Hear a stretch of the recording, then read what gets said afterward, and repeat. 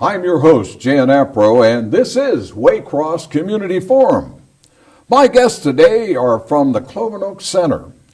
Kyle Key is the supervisor of the Braille Printing House, and David Grimes is a corrector.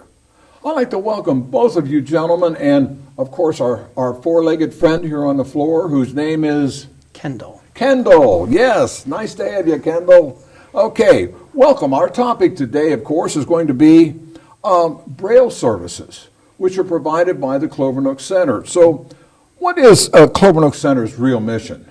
Well, thanks, Jan. It's great to be here. Clovernook Center's mission is to empower visually impaired and blind individuals so that they can be full participants in their communities. Well, that's a nice mission. I like that. I mean, so they can be in their community like everybody else. Yes, exactly. Great. Kyle, how long have you been working in the printing house, and did you need a special skill to do this type of work of printing Braille? I mean, I'm familiar with printing and printing presses and so on and so on and so forth, but Braille is altogether a different game. Yeah, tell us about that. You're right. It is quite a different game. Personally, I've worked at Clovernook Center just over 3 years now, and before I worked there, I actually got my bachelor's degree from the University of Cincinnati. Now that degree was in secondary education and my concentration was English, so I've pretty much had a lifelong passion for literacy, and I'm following that passion in a different direction, because Braille literacy is just as important as literacy for sighted individuals. So when you're referring to that, Kyle, to get me a little more clarified on this, is there a specific type courses that you must take to be able to be a supervisor of this type of printing? Yeah, well, for my position there as a supervisor of the print house, it's really just overseeing everything from beginning to end. So it's really not that different from a supervisor position, in another printing house, a print printing house. It is different, the challenges that we face, of course. But yeah, to just manage that situation, it's same sort of management skills I assume one would have at another location. Well, did you have to actually go and take courses in Braille printing? I mean, is there such a thing out there educational-wise? Not that I'm aware of. Now, there are various educational programs for the individuals that make up my department back there, because it is a very complex process. Oh, yes. There are a lot of stages, definitely. But no, for my part as a supervisor, there's nothing directed toward that specific type of printing. Of course, I've gotten quite a lot of experience and learned a lot over these years, and that's really where my familiarity came from. So you kind of learned from the people that are there, right? That's right. David, don't smile. I know where you're coming from here. Okay, how long has the Braille Printing House at Clovernook Center? How long has it been in operation? What's the history of this organization? It's a very interesting history. The printing house is not quite as old as Clovernook Center itself. So the printing house was actually opened in 1914 as part of the center. So yeah, if you do the math, that's 100 years this year. We actually celebrated our 100-year anniversary. Yeah, we did. We had a cake and candles and everything on it. Yeah, back in March. Yeah, we had a big cake and sent out a press release about it. But that's the printing house. So it's been open for 100 years. Now Clovernook Center as a whole has been open a little bit longer than that. I believe it was 1903. Now the history of that's pretty interesting. It was started by two sisters known as the Trader Sisters, Georgia and Phoebe. And one of the two sisters was blind, so when Clovernook Center was created, it was created in mind to be a housing facility for blind women specifically. That's all it was, and it's changed quite a bit over the years. It is no longer a facility to live in. We have a variety of services now. Well, one of them is the printing house, but we also provide program services for the community, for individuals who have visual impairments. And we also do other manufacturing tasks as well, like degradable cups for the Navy, and for a company called Susty Party, which is sort of a eco-friendly company that sells cups and dinnerware. You can actually find their products in Whole Foods and Targets. So, you bring up that the cup business. I can remember doing a program with the folks that did all of that, and was totally amazed at how many. And I'm certainly amazed at the fact that other companies, these cruise lines and everything, why don't they, step on the bandwagon too? Because say what you will, I know people are throwing stuff over the side of that ship, and it'd be great if it was degradable like, that you guys make, and that's an important factor. And, you're referring to that, the Carey, I call it the Carey sisters. Forgive me for that, because it's Carey House on Hamilton Avenue. That's what I call all the time, and that's been there a long time. And it's a beautiful, beautiful building. It really is, and I know you have tours and everything, and I won't go into that, but they can contact Clovernook Center and find out when the tours are, because it's well worthwhile. Believe me, I've been there several times. It's a great historical site. Oh, absolutely. Are you a very large producer of Braille products, material? Yeah. We actually are the second largest in the nation, in all the United States, second largest. Okay, who's first? First, I believe, is the American Printing House. That's in Louisville. APH for short, but it's in Louisville. Suckered into Kentucky or something. Okay, I'll buy that. Okay. How many pages of Braille do you print annually? This on a yearly, annually, that's a year, right? Right. Okay, all right. Well, in terms of master pages, it's 120,000 a year. Now, we do a lot more than that, because we do many, many copies of a lot of our different publications and materials. So if you're talking about total copy pages, it's actually around 30 million. That's our total number per year. 30 million a year? Yes, yep, that's right. And it comes out of your printing house at Clovernook Center? Yep, tucked away in North College Hill. I wonder how many people really realize what is done back there. It's just, that's amazing. You shocked me this time, Kyle, because I did do some research on you, but not that big of a research that I do on you. Okay, how many consumers read your Braille material? How many people out there actually are involved with this? We've estimated it just around 8,000 different people. Some of our readers, of course, they subscribe to several of our magazines or other publications. But as far as unique readers, estimate around 8,000.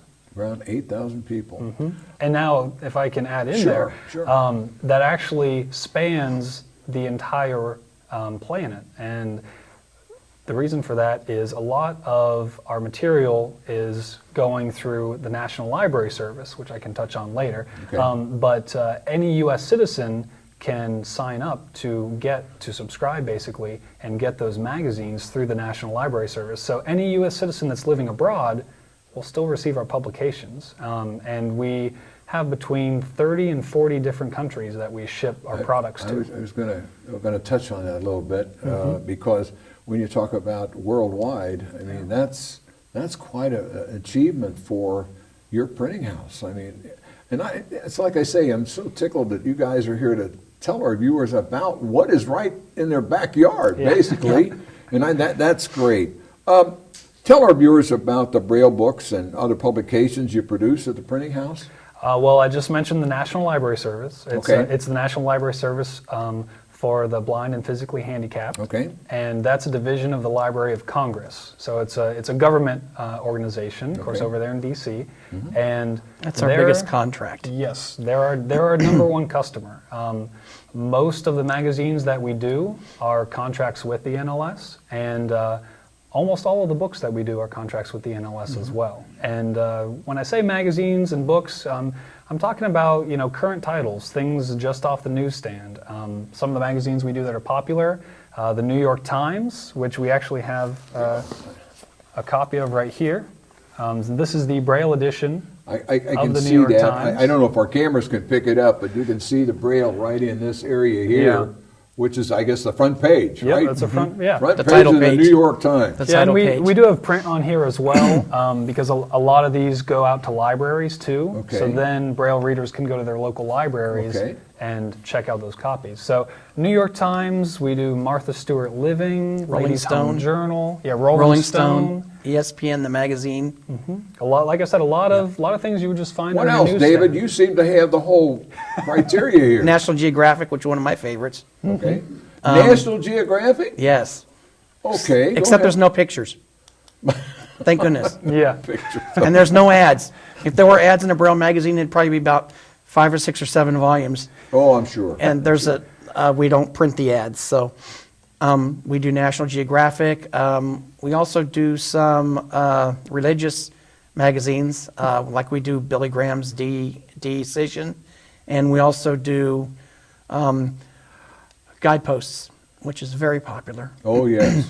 Oh, yes, throughout all the churches. Yeah, I know. We have it at our church. Oh, yeah. And you also asked about Braille books. Yeah. Kind of gives you an idea of the magazines. Actually, brought a book volume in Yeah, here these over here. I'll give you some room here. to show you as well. Thank you. Just to show you how much room Braille takes up. Sorry to interrupt, Kyle, but go for it. that book is volume 1 of 4 volumes. One of 4 For that novel, 4 Braille volumes, Yeah. because a Braille page takes up probably about 1 1/3 pages of print to get what's on Braille. And this is a standard. This is a Patricia Cornwell. It's a standard just book. sort of a mystery novel. So nothing special. It'd be about that thick for a print reader, Right. but it takes up quite a bit of space in Braille. So what you're talking about to me then is something that may be 1.5 inches, 2 inches thick, regular. Yes. You're telling me that that's 1 of 4 1 of 4 volumes. to make up that Yeah. 2-inch book? We've done 8 volume books before, 10 volume books before. The Braille dictionary we use is 70-something volumes. 70 volumes Yes. for a dictionary? A Bible is usually 20 volumes. 20 volumes for a Bible, yeah. That's fantastic. So yeah, it takes up a lot more space. Well, yeah. But as I said, we have the capacity to do it, and actually to store the material that we produce as well. These books we produce for the NLS, they are. It is a 168 book contract per year, so that's how many books we're doing a year. Boy. And we do Bibles on top of that with another customer. Another agency, another group. That is tremendous. That is absolutely tremendous. I can't get over this situation of somebody who writes a novel, whatever it might be, or a mystery, or whatever it could be, and you got a 2-inch book, and now you have 4 volumes that you have to get out to these folks so they can read the whole book. Right. How many? I got to ask this question. How many volumes do you think it would do to print War and Peace? I'm sure it's been done, but I don't know. Oh, yeah, yeah. That reminds me, of course, I didn't read it, but I see what size it is just in its normal state, and it's about 4 inches thick. Well, we do some books that are like really small print, and those turn out to be like 6 volumes, 7 volumes. And they're really thick, and when you get the print book, it's heavy and it's thick, and you're like, man, that's going to be a lot of volumes. Sometimes you can judge just by the weight of a book, like how many volumes Sure. it might be. Because we can't have over, 150 pages in a volume? Yeah. Yep. There's a limit for each one. I can see that now because, my gracious, it's boggling my mind here. I can't foresee, and I'm sure our viewers have no idea that this is what it takes 4 of these to make something this big because of what you have to do in your Braille printing. Oh, boy. Oh, I'll move on. How many visually impaired individuals are employed in the print house, and what skills do they need to perform their job? I mean, you're telling me I'm the supervisor, so you tell David, you do this, David, but how does he come about doing what he does as a corrector Right. of this? And I got to talk to him about that. I said, and he made a comment, and I made a comment about you, and he said, no, I'm not going to say anything because he's my boss. But go ahead, David. There's a particular skill set you have to You have to know Braille, of course, and there's different rules that govern when to use different contractions and short form words. Like if you think about it, like what words in print would you see a lot? Like and, the, for, with. There are short form words, contractions for those. And you have to know there's different rules of when you can use them and when you can't. So you have to have a good base knowledge of Braille to even like to get into the door. And then so once you've got a good knowledge of Braille, then the whole process is very interesting. I can either touch on that now or wait a bit. But when you have to know Braille, and you have to be able to you have to be a good reader, but you also have to keep in mind all the rules as you go through. I think there's 75 short form words, so you have to remember that. And the way that you can get some training on this is take a Braille certification course, which we offer at Clovernook. There is a guy there named Saul Garza who is the facilitator of that course. We have had 5 people complete it, and we've got 8 people, including myself, going through the course right now. It's 19 lessons. You have to do 19 lessons, and it covers everything. You start out with the alphabet, then you go to punctuation, numbers, and all that stuff, and then you get into the rules of the Braille contractions. And then once you're done with the 19 lessons, then, to top it all off, you have to do a trial manuscript. And there has to be certain things that you have to do, like a contents page, a title page, a symbols page, and then you have to do at least 30 pages of a book. And once you get that done and you send it into the library, they grade it. And if you get a good grade on it, then you are certified.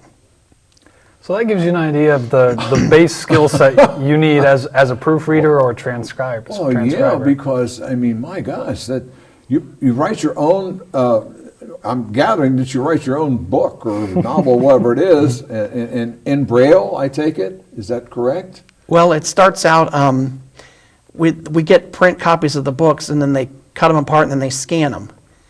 And then once it gets scanned, it goes to an editor who will edit it, and we use a program called Duxbury, which is a Braille translation program. It'll translate print into Braille. And it's computerized. Mm-hmm. So you do that, and then once you get that done, then it gets read on first by a copy holder proofreader team. Copy holder is sighted, proofreader is blind. They read everything they see. Paragraph, quote, cap, I saw you run down the stairs, comma, close quote, he said. That's how you do it. Once it goes through there, then it goes and they get corrected, whatever they find, they keep an error log, it gets corrected. Then it goes to me, if it's a book, then I correct it. If it's a magazine, it goes to the PED room, which stands for plate embossing device. And we have a sample of a plate. Mm-hmm. And that's what they put it on in Braille, and then once it gets done on plates, then it goes out to the press room. Okay. And so this is our master file whenever we finish our Braille, and this is what we'll make our hundreds or thousands of copies off of on our presses, and then bind it all together. Is that on metal? Oh, I yes, see it it's is a on zinc. metal. It's a zinc plate. Yeah. Okay, zinc. Okay. How many people do you have working in the print shop? In the printing house itself, we have about 30 individuals, I think, and about half of those are either blind or have a visual impairment. And of course, I know you move a lot of stock and everything else around, and so I understand that because I've been there in the print house. Okay, the particular jobs that you all have, like David has, and so on and so forth, there are. 30 people? Yep. How many people actually involved in the Braille itself? Just a number. In just creating the Braille? Yes. Of those 30, I think it's about 22. 22 are actually in the transcription process, getting this finished plate. Okay. Mm-hmm. On the employees, like David, he told me how he acquired his skill as a corrector. Now, do the other folks that are involved, like David, do they have to go through the same kind of an educational program that David went through or similar to it? Yeah, it all depends on their particular position. Some of them do. As I said, the proofreaders and the transcribers. I was going to say those two would have to go through something, right, along with David who corrects all their mistakes. Right, David? Right. That's me. what I thought. That's me, all right. But we also have in-house training to develop people as they're hired in. Okay, that's great. That's great. Are there any other Braille products that you produce? Yeah, and we have a couple more examples of those. Okay. We have, as David already mentioned, some religious publications Right. that are from separate customers. Right. We also have done Braille menus. You can see it's a La Rosa's menu. Yum. We did these for La Rosa's. Yes, it's print on the front, but inside is all Braille. And we've done menus for P.F. Chang's nationally.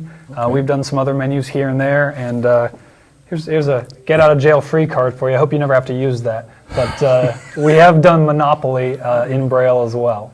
I think the next time I give this to a cop or cop stop him, I'm just going to hand him this and say, forget it.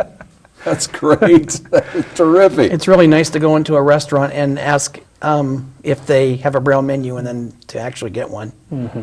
Well, you know what's amazing, and I have to tell this story because she was such a wonderful young lady who I knew many years who was blind. And one day, she and a friend of hers and a friend of mine, we went to Frisch's. And, of course, the poor waitress, I felt real sorry for her because she handed us all menus, of course.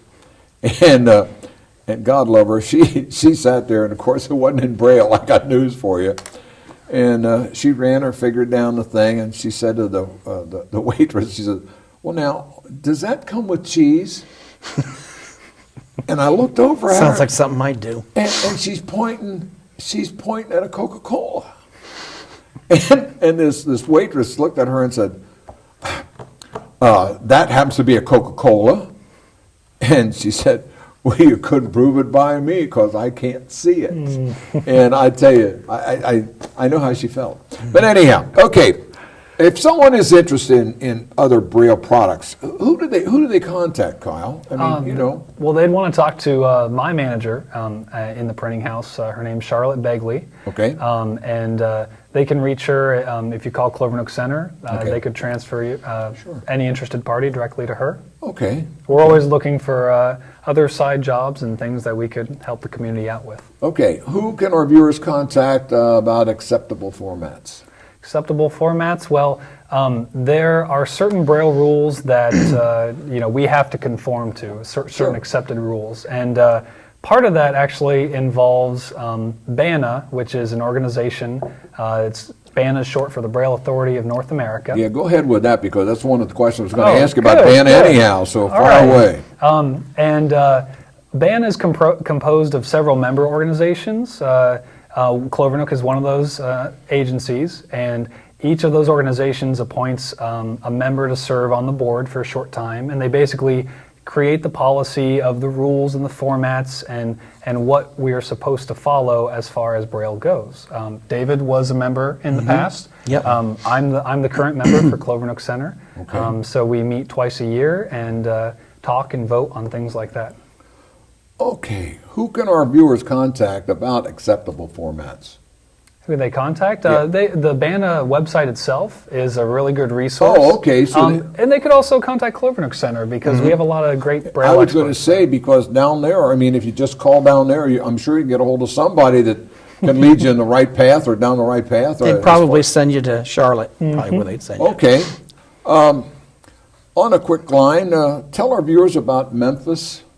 Yes, David. the viewers may not know, but we actually have a satellite facility in Memphis. It's Clovernook, Memphis, and they provide a variety of program services down there. They have youth services. They have Braille education, talking about basic Braille education here. Oh, So if okay. you don't know Braille at all, this is where you'd learn your letters and things like okay. that. They have a tech lab. And in that tech lab, they can help people who are visually impaired actually learn to navigate the computer. There's a lot of great accessibility software like speech software That's what we that you use. can listen to. Yeah, we use it ourselves. So they have a lot of great program services there that help individuals who are visually impaired. Well, the reason I asked that is because, and I have noticed, I don't know if anybody else has noticed, but I noticed in getting on some of the elevators now, there is Braille marked for the keys and everything else, and the floors and so on and so Right, forth, Yep. right. which I think is very important. You Oh, know, yeah. I mean, doggone it anyhow. At least a person who is visually impaired can know where they're what floor they're going to go on, you know, and Exactly. up at the basement or something, you know. Well, is the use of Braille declining? That's an important factor. Yeah, and you're probably going to get a slightly different answer depending on whom you ask. My opinion is that just like we see more electronic books, print books, just like we see that more, and we see more audio books. Even with all of this stuff, I still love to sit down and read a good book. I love to hold it in my hands, Sure. and I think that's the same with Braille. It's a very active sort of activity where you're taking charge and actually reading through it yourself. But David could probably give you a little better insight than I could on that. Yeah, I think it goes in cycles. Sometimes you think Braille literacy is going down, and other times you don't. I would think that, in my opinion, with all the audio and everything that's out there, if I work with Braille all day, I usually don't really feel like reading it when I get home. So I do a lot of audio reading on my own. Okay. However, I have I do have a Braille Bible, but I also have a talking Bible as well. Okay. Braille Bible is good for studying. The talking Bible is good for if you're in a group. So there's different settings of where you might want Braille and where you might not. But I really do believe that Braille is the way to go because you have to have a hard copy. Children have to learn it when they are in school. If you are totally blind, you will learn Braille. Sure. There's no way around it. Okay. Because if you don't know Braille, you're not going to be literate. Oh, And great. it's nice to be able to pick up a book and read a book. And it's nice to have a book with your sighted friends and read with your sighted friends. Good. If our viewers would like to volunteer at the Clovernook Center, who would they contact? Yeah, they'd contact Katie Turner. Katie Turner, okay. And yeah, we're always looking for compassionate and caring volunteers who are interested in our Okay, mission. we've got her on the prompter right now, and so everything is going well. Gentlemen, I want to thank both of you for being here today, enlightening our viewers on the fine work being done at the Clovernook Center for the Visually Impaired. It does my heart good to know that there are people out there that can take care of those who aren't, how do I want to put this, I guess inclined to have our sight. And I think this is very, very important. Of course, I want to thank that wonderful dog that you brought today. And I'd like to thank all the volunteers here at Waycross too, because without these volunteers, these programs would not be possible. Plus the fact that if you'd like to volunteer here at Waycross Community Media, give us a call at 825-2429. And this is Jan Appro. Until next time.